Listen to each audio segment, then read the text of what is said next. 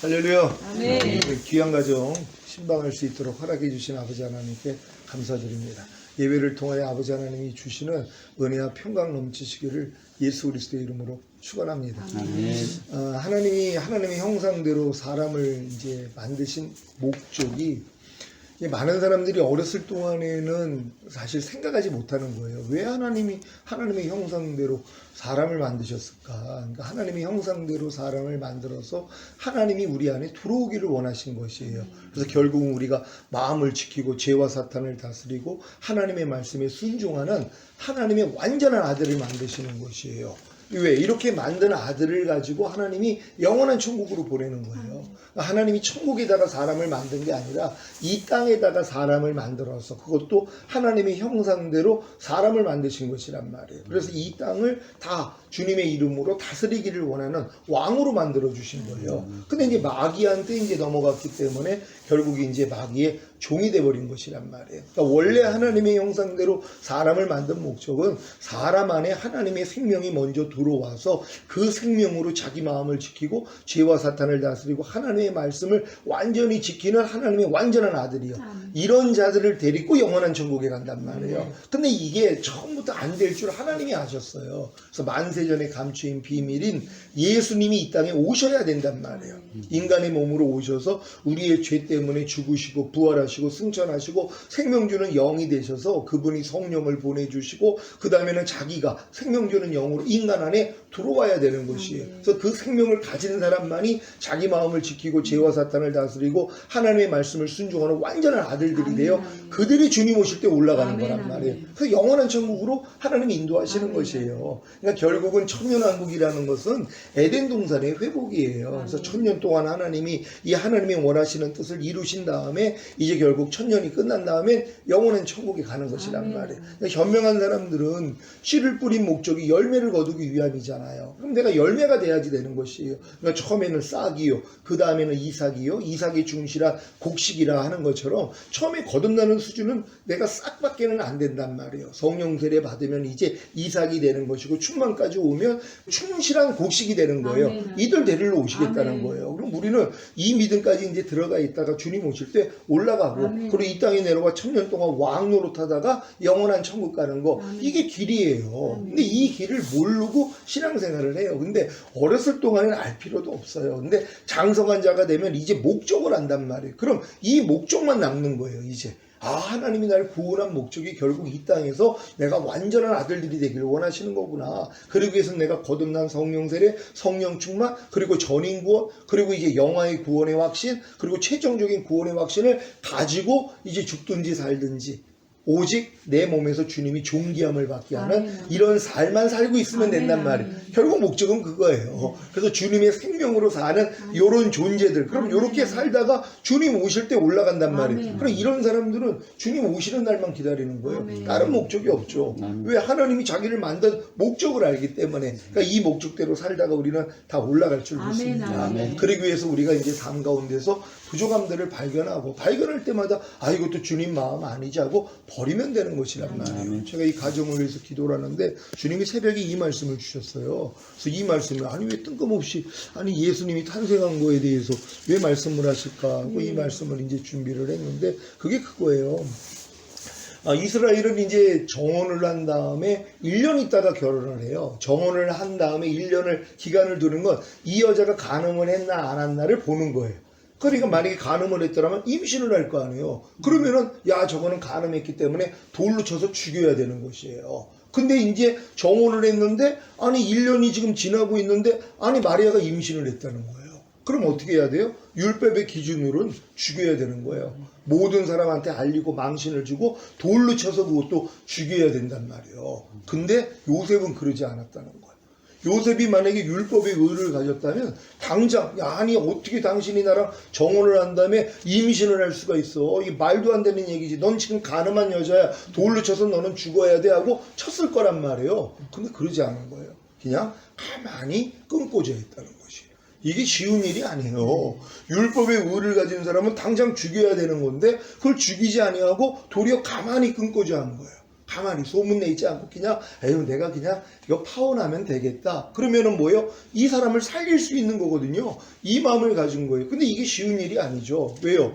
율법하고 또 맞지 않거든요. 자기가 그렇게 하는 것이 율법으로는 가늠한 여자는 돌로 쳐서 죽여야 된단 말이에요. 그럼 자기가 율법의 의를 가졌다면 그 여자의 그 치부를 드러내가지고 모든 사람 앞에 돌로 쳐서 죽이는 게 율법의 의예요.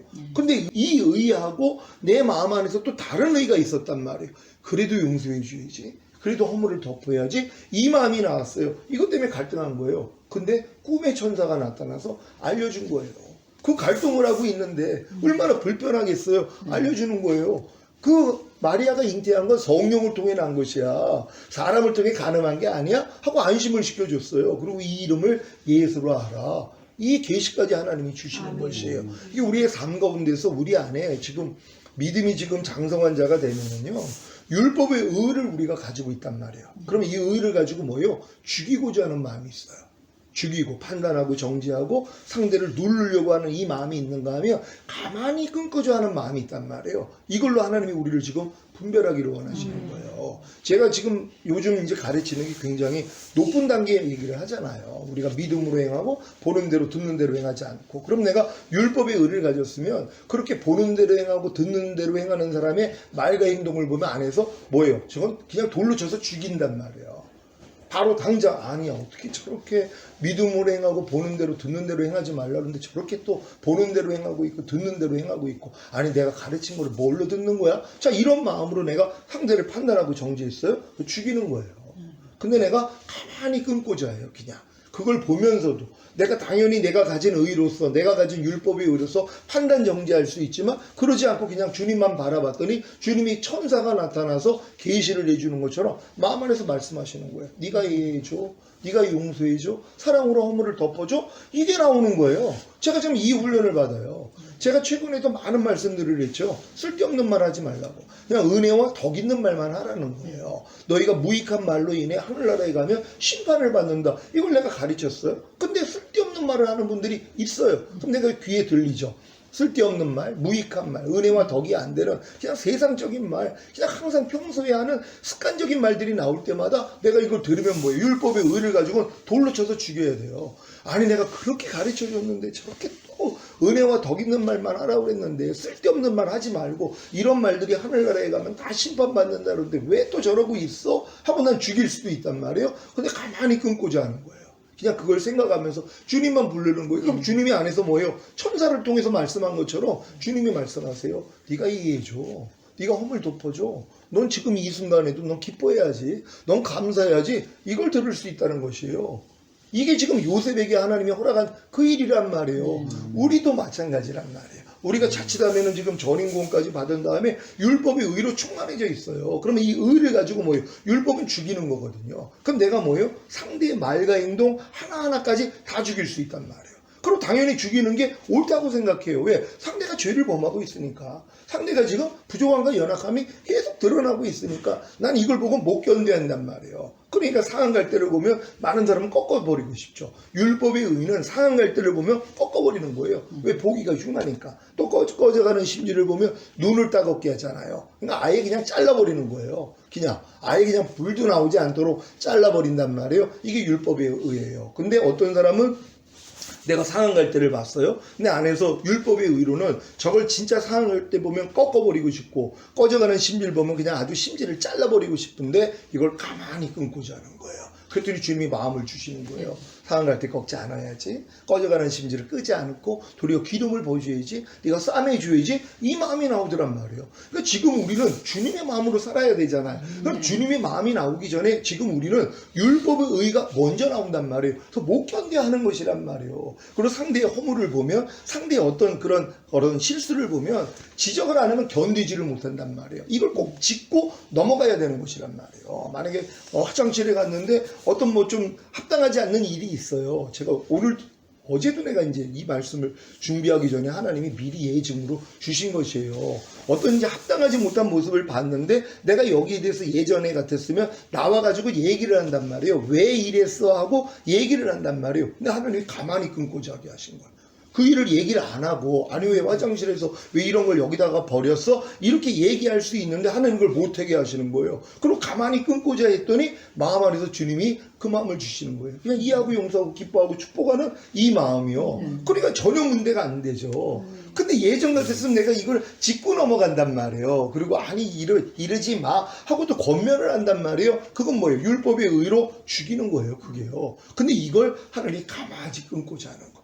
그냥 주님만 바라보게 하는 것이에요. 그게 하나님이 사랑은 허다한 허물을 덮는다 그랬잖아요. 이제 하나님이 그걸 원하시는 거예요. 상대의 부족함과 연약함을 가지고 내가 거기에 대해서 당장 상대를 고쳐주려고 하는 것이 아니라 변화시키려고 하는 게 아니라 가만히 끊고자 했더니 주님의 마음을 주신단 말이에요. 그러니까 지금은 가만히 끊고자 하는 게 진짜 의죠. 얼마나 그 당시에서는 자기가 그 정혼한 여자가 임신을 했으면 돌로 쳐서 죽여야 되는데 가만히 끊고자 했더니 천사를 통해 하나님의 말씀을 주는 것처럼 우리도 그 모습이 돼야 된단 말이에요. 이제는 가만히 끊고자 해야 되는 것이에요. 상대의 어떤 합당하지 못한 모습이 지금 믿음으로 얼마나 많이 보이냔 말. 먹든지 마시든지 무엇을 하든지 하나님의 영광을 위해서 하라는데 안 하고 있는 사람의 모습이 보여요. 말이나 일이나 다 주 예수의 이름으로 해야 되는데 안 하고 있는 사람의 모습이 보인단 말이에요.